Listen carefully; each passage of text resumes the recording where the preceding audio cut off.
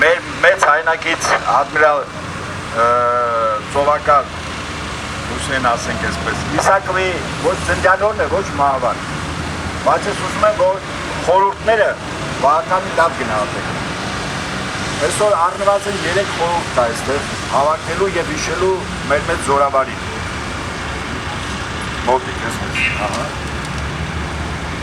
նախ մարտի 22-ը մեր նախնիկ տոնել են որպես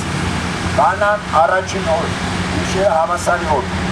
որը նշանակում է, որ լույսը մարտի 22-ին հաղթեց խավարին։ Այսօր մեր երկու խավարի իշխանություն է հաստատված եւ եթե բնության մեջ այսօր զարթոնք կա, որտեղ լույսն է իշխելու եւ ոչ թե խավարը, մենք մեր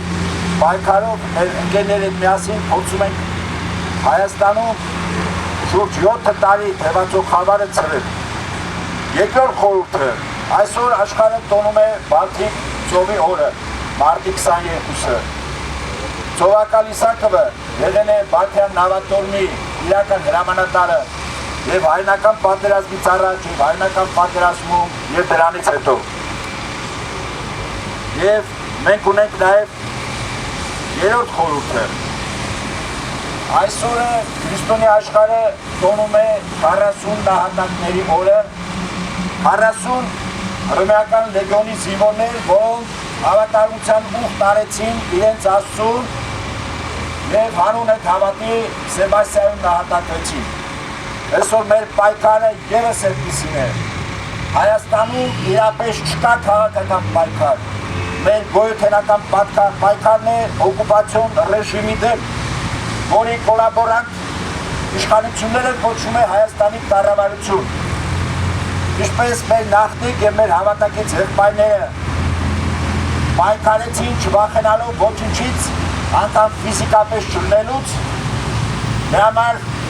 այսօր Հայաստանում ապրում է հայը, այս գոյութենական պատերազմում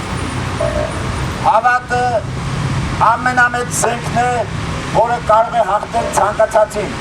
Տերն ասում է. մեկը ինձանով ավելի հզոր է, քան աշխարհը, եւ հետաբար ապավինելով մեր 3 ծնողներին, մեր ծնողներին, որոնցից ժառանգել ենք դասիրակություն, խրատ, ավանդույթներ, մեր երկրորդ ծնողը մեր մայր հայրենիքն է, որին պարտական ենք, որ այս հողի վրա մենք ապրում ենք, եւ երրորդ ծնողը Հայր Աստվածն է, որին մեր պապերը դավանել են եւ այդ դավանանքի ուժով մենք այսօր ապրում ենք։ Այն որ օրվա իշխանությունները կարողանում են իրենց ապօրինությունները դյուրին կերպով անցկացնել, իրենք ունեն տանիքներ եւ այսօր մենք գտնվում ենք մի տարածքում, որտեղ այդ տանիքներից մեկն է Հայաստանի Հանրապետություն Ամերիկայի Միացյալ Նահանգների դեսպանությունը։ Անցյալ տարի հունիս 12-ին մեր ժողովուրդը կրկին անգամ ընդվզեց արդարացի պահանջներ ներկայացնելով,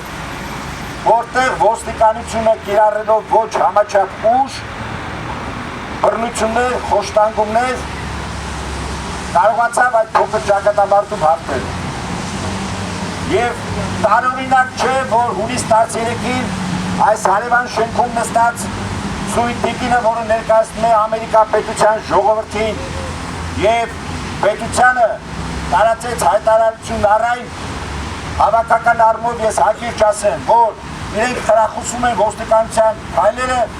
եւ բռնությունների մեջ մեղավոր է ժողովուրդը։ Ահա թե ինչու Նիկոլները եւ Նիկոլի նմանները կարող են երկար գոյատևել, քանի այդպիսի դեսպաններ կան։ Մենք մեր արդարացի ձայնն ենք բարձրացնում, որպեսզի այդպիսի դեսպաններ ուղղակի մեր երկրից դուրս դրվեն, որպես անցանկալի անձ։